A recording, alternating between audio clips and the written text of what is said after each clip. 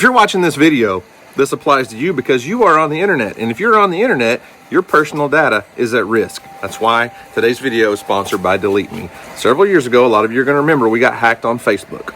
Okay, my personal page, my personal profile got hacked on Facebook, led them to my business account. After a 6-month battle with Facebook released all of my payments, all of my paychecks for that 6-month period that was on hold to an account in Belgium to the tune of about $70,000. Okay, off of my personal Facebook profile getting hacked.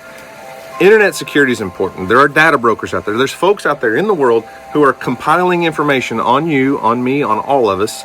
They're getting public information from public records. They're getting information from your social media. They're getting information that's on the internet.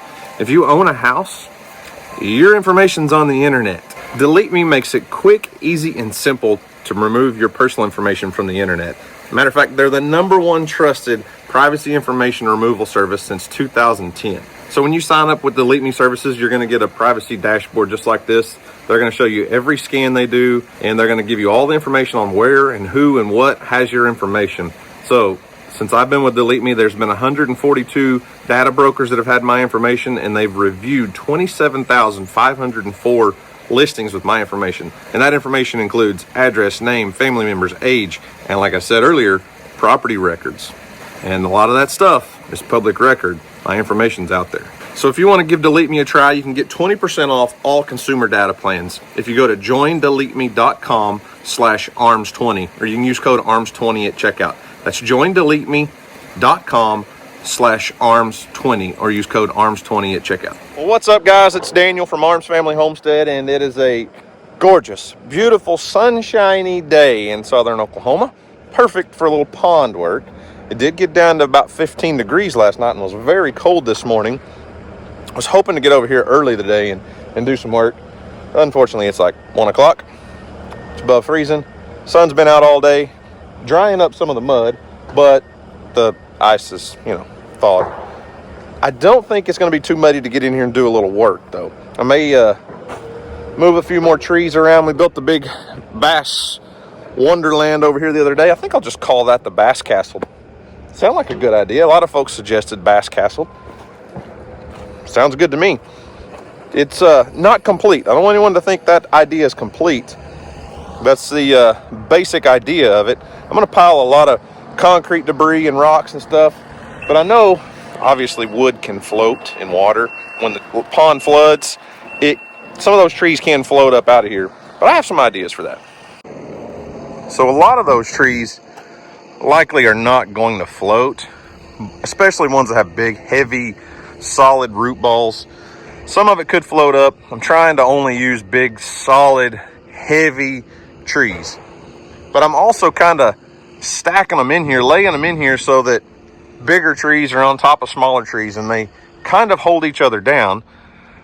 But I will come in here like on these ends and pile up debris and set concrete up on some of that. I had somebody the other day kind of griping at me, said those oak trees won't last. You need to be putting cedar in there. Those oak trees are not going to last. And there is truth to the fact that cedar is more rot resistant than oak.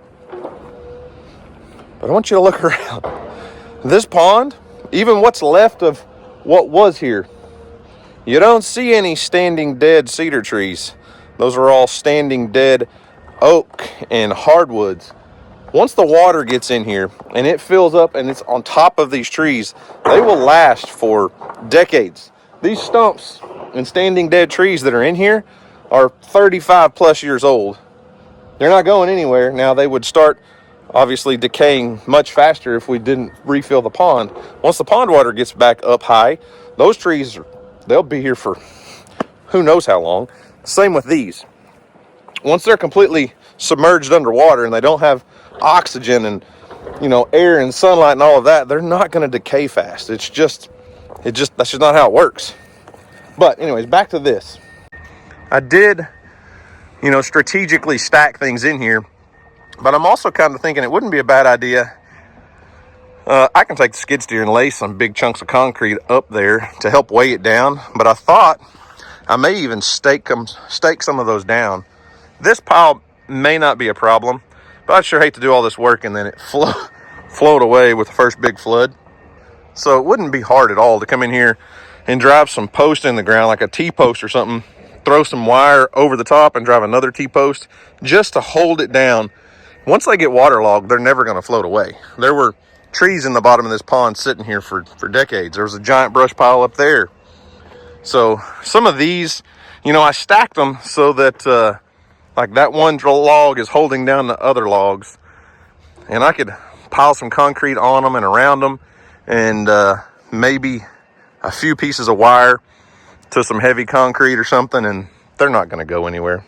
But I say that, and I'm not only using oak. I will sink a bunch of dead cedar trees. I did a bunch of cedar removal on my neighbors. We've got some dead cedar skeletons that have been setting for a year that are dead, and I want to come in here on some of those stumps and take a cedar tree and wire it to the stump so that there's actually structure more than just a stump. Those dead cedar trees, once they're underwater and waterlogged, they'll last a long time too. But I said there's no dead cedar trees in here. There's one or two small ones that have been sunk after the pond was built, but once they're submerged, they'll last a very long time as well. So it's going to be a work in progress. Even after this pond fills up, it's still going to be a work in progress, and it's going to take a lot of work over years to get this pond the way I want it, in the condition I want it, and all the things. So let's walk over and take a look at the back of the dam. Cody's got the excavator and skid steer, still doing some work trying to clean up the back side of the dam.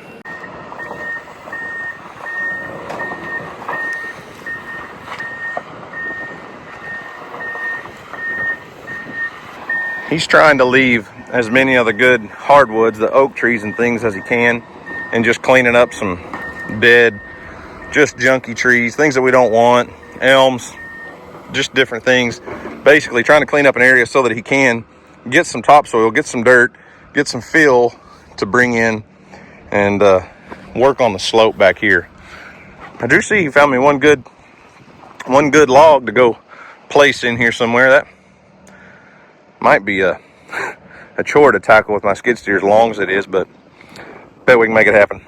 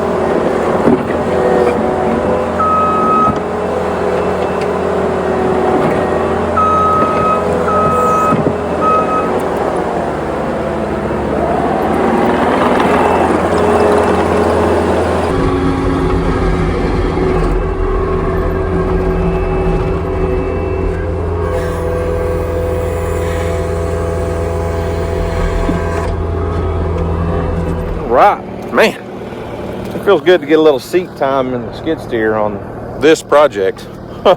All of my camera batteries are about to go dead. I got the entire pile of rubble debris stuff moved. That was like probably 4 dump trailer loads. It just wasn't going to work trying to load the dump trailer and bring it down here. Too muddy, too messy, and really it would just take a lot more time. So one trip at a time, moving concrete. I made several different piles. It's not going to stay like that for the most part. I mean, some may, but I've got a pile here, a pile back by the skid steer, a pile over here by the little bass castle. And I've got a lot of plans. I've got a lot of ideas. But the main thing was I just needed to get all of that here. Now, I do still have probably 6 dump trailer loads of the big slabs of concrete that I got from my buddy's house and the shop floor they ripped up. So this is more like just rubble, where his is mostly somewhat symmetrical slabs. Now I can take a big slab and lay it across these logs, and that'll be really good. But I've got some ideas and some plans of different things that I can build. Little fish caves, little fish houses, fish huts, just things that fish will be able to get in and hide, and bait can get in and around. Even this stuff just like this, bait fish and bluegill and everything would absolutely love that. And I'll leave some piles, but for the most part I want to make structure all over the pond. There's a lot of places where it's just a big smooth bottom, and there's no reason for fish to just hang out like that. They're, predator prey world. The prey is the minnows, the little bluegill are not just gonna hang out where there's no place to hide. This is a perfect place for bait fish to hide and bigger predator fish to ambush them. So I'm gonna go check on the back side of the dam real quick. Hopefully my camera battery will last. He's got quite a bit of dirt moved today, and like I said, I've been over here several hours on the skid steer, and it's about supper time. It's time to go eat.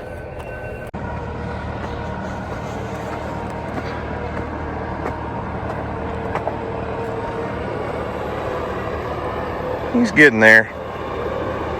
He's moved quite a bit of dirt. Still a lot of work to do back here on the backside. We want to be able to just have a slope similar to this that we can mow, manicure, clean, maintain, all the things. So he's pulling some dirt from off of that hillside over there so that we can use it on the backside here. So still a few more days of work probably to go before the heavy equipment's out of here.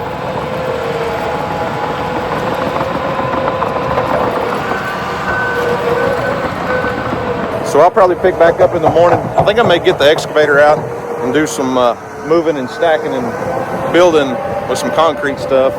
There's still a lot of trees that need to be moved around, still piles of logs and things, but it's probably best to wait until it's not muddy. It's still a little bit muddy. That's kind of why I switched things up today and just started doing just transport, hauling back and forth, and not getting down in the pond and really kind of rutting things up and all that. So it'll dry. That's some good sunshine today. Hopefully the weather holds up and we can have some good sunshine tomorrow. We'll see.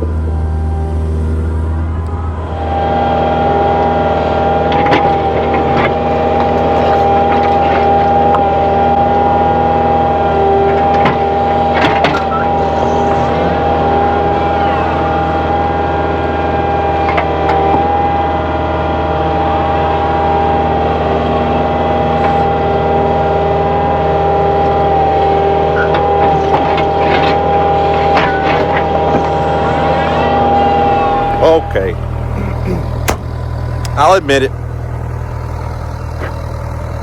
I'm having way too much fun. Don't know that I'm really doing a whole lot of good, but I have ideas. I have things that I've wanted to do for so long. And I think some of it's coming to fruition. Some of it's starting to look like a mess. But just let me show you what I've been working on. So to start with, I told you I wanted to pile a bunch of concrete and stuff on these logs just to kind of hold them down. I know wood will want to float sometimes. So I just piled random pieces of concrete on there, but that also creates a lot of places for fish to get into, get under, all in and around and hide. And you know, I mean, obviously when the water's full, when the pond's full, this will all be submerged, but barely. And then, I mean, just look at these caverns and caves and crevices and places where, you know, bait fish can get in, predator fish can get in here and hide. I mean, there's just everything fish could need. And then there's a couple places where I'm just blindly piling concrete. I mean, nothing fancy, but still perfect places for fish to hide. And there's lots of areas out here where there's a lot of structure, but there's also going to be areas where there's not. And that's why I want stuff like this, just random piles of structure places. And I will be piling stuff around these stumps on those little islands. The fish castle, well, you saw I just randomly started piling concrete all in, on, around, and put a few pieces up there on top just to kind of weigh it down. I think, now I could be wrong, but I think that concrete will all be submerged, but probably only by a couple feet. So yeah, you might bump it with a boat from time to time, but we'll know where everything is. And I know things will fall, wood will rot, but I'm just trying to hold it down temporarily until it gets waterlogged. And I've still got a pretty good pile here, but I started making these little just concrete towers, really, and just all different sizes and shapes and twists and turns. And you know, it's going to be several feet underwater, but nothing's going to blow them over once they're underwater. So anyways, just trying to get a few ideas that I have in my head put into fruition, I guess.